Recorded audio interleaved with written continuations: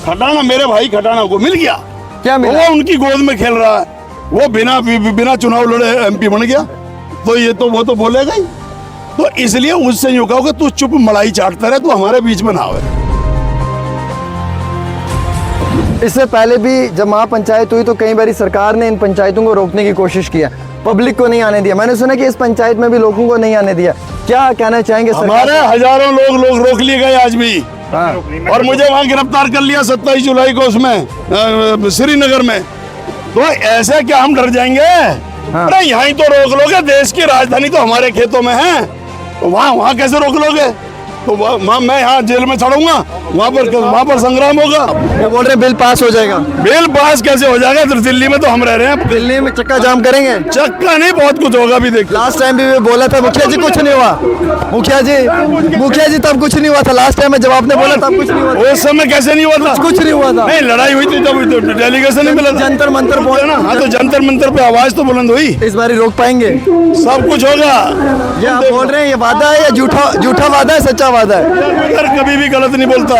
ये दम से बोल रहा है, इतनी आबादी के सामने बोल रहे हैं। ये सर पीछे कितने इनके लिए लड़ना मरना मेरा काम है। मरेंगे? हाँ, हमारे सारे संगठन, उधर के जितने भी हिंदुओं के सिखों के संगठन है, सब। मुखिया गुज्जर जी, आप जम्मू कश्मीर में आए, इस महापंचायत में आए, तो आपको क्या महसूस होता है कि दिल्ली से जम्मू कश्मीर में इस महापंचायत में आना क्यों आपके लिए जरूरी बन गया? मेरे लिए इसलिए जरूरी है कि जितने भी हमारी बिरादरी के राजनीति और सत्ता का सुख भोग रहे हैं, उनको बिरादरी का जख्म नहीं दिख रहा, उनको बिरादरी का दर्द नहीं दिख रहा, उनको बिरादरी के साथ क्या अन्याय और अत्याचार हो रहा वो नहीं दिख रहा। इसलिए मुखिया गुजर, यही जुनून यही ख्वाब मेरा है, वहां चिराग जलाऊं जहां अंधेरा है। एक सवाल तो ये भी है कि यहाँ के एक nominated, not elected, nominated MP Ghulam Ali Khatana से कल मेरा इंटरव्यू हुआ। ड्यूरिंग मेरी कन्वर्सेशन उन्होंने मुझे क्लियर कर दिया कि जो देना है मोदी जी ने देना, अमित शाह ने देना है। पुरानी 70 सालों की सरकारों ने कुछ नहीं दिया है, और ये सिर्फ एक प्रोपोगंडा है। लोगों को मिस इन्फॉर्मेशन दी जा रही है, कोई एसटी के साथ छेड़खानी नहीं हो रही है। क्या जवाब देना चाहेंगे आप एमपी साहब को? मैं ये कहना चाहता हूँ, 70 सालों में किसी ने नहीं दिया, तो हमें तो 1991 में ये आरक्षण क्या इन्होंने दिया था? इनका तो कहीं आते पते भी नहीं थे। जब जिनकी गोद में बैठे हैं हमारा भाई जो खटाना, ये आरक्षण दिया आदरणीय चंद्रशेखर जी ने और माननीय मुलायम सिंह यादव जी ने। उसके बाद अब इनकी जो पार्टी है, हाँ, आरक्षण इनको मिल गया। खटाना मेरे भाई खटाना को मिल गया। क्या मिला? वो उनकी गोद में खेल रहा है, वो बिना चुनाव लड़े एमपी बन गया, तो ये तो वो तो बोलेगा ही। तो इसलिए उससे यूं कहो कि तू चुप मलाई चाटता रहे, तू हमारे बीच में ना आवे। किस तरीके का नेक्स्ट प्लान आपका रहेगा? कैसे लड़ेंगे? मेरा प्लान ये रहेगा कि अपने भाई खटाना को तो मलाई चटाऊंगा, अपने भाई उसको खटाना को तो मलाई चाटने दूंगा। पूछा तो कुछ कहूंगा नहीं, पहले सुन तो लो। और अपनी बिरादरी के ये जो नौजवान मायूस चेहरे लेके बेरोजगारी के आलम में घूम रहे हैं, इनको आरक्षण ही है जो समाज और राष्ट्र की मुख्य धारा से जोड़ सकता है। तो इनके आरक्षण पर कुठाराघात नहीं होने दूंगा। इससे पहले भी जब महापंचायत हुई तो कई बार सरकार ने इन पंचायतों को रोकने की कोशिश किया, पब्लिक को नहीं आने दिया। मैंने सुना कि इस पंचायत में भी लोगों को नहीं आने दिया। क्या कहना चाहेंगे? हमारे हजारों लोग रोक लिए गए आज भी।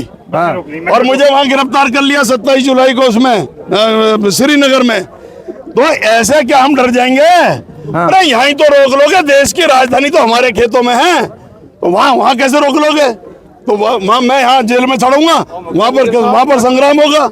आप जम्मू कश्मीर के अंदर आए, यहाँ पे जो हमारे इलेक्टेड एमएलएज हैं वो यहाँ पे कोई नहीं दिखा आपको, यहाँ पे पुराने लीडर कोई भी नहीं दिखा, सिर्फ नौजवान दिखे। क्या ऐसे मौके में हमारे चुने हुए नुमाइंदों को सामने आने की जरूरत है? उनकी अपनी राजनीतिक मजबूरियां होंगी, इसलिए नहीं आए। वो हमारे भाई हैं, अल्लाह ताला उनको सही सलामत रखे, और मैं नई फौज खड़ी कर दूंगा बस।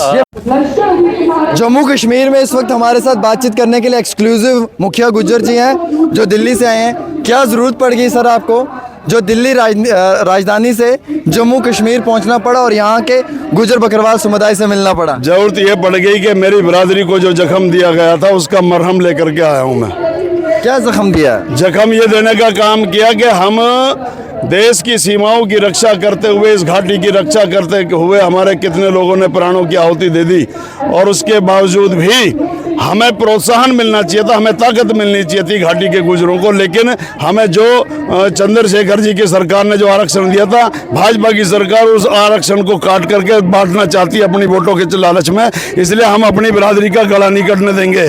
सर, जो यहाँ के राज्यसभा के एमपी हैं गुलाम अली खटाना, कल मेरा उनके साथ इंटरव्यू हुआ, उन्होंने उस इंटरव्यू में मुझे साफ कहा कि ये कांग्रेस, पीडीपी और एनसी करवा रही है, ये गुजर लोग नहीं, कुछ पॉलिटिकल पार्टियों के लोग मिलकर ये सब कर रहे हैं। तो आप यहाँ पर आए, आपने क्या महसूस किया? उससे ये पूछो, तू तो खटाना जो यहाँ तो गुजर है, मुखिया गुजर सीधा यूं, तो जो के तेरे को तो भैया मिल गया, तू अपना जो के उनके जो है ना तू गीत गाता रहे, लेकिन मेरी बिरादरी भूखी बैठी है, मुझे इनके आंसू पूछ लेने दो। वो कहते हैं कि जो देना है प्रधानमंत्री मोदी जी ने देना है, एनसी कांग्रेस ने कुछ नहीं देना। तूने तो एक बार भी गया वहाँ गुहार लगाई, मेरे बिरादरी को ले जाकर के डेलीगेशन मिलाया, मैंने अपने नेता अखिलेश यादव जी से डेलीगेशन मिलाया और अखिलेश यादव जी ने तुरंत ऐलान किया नहीं किया?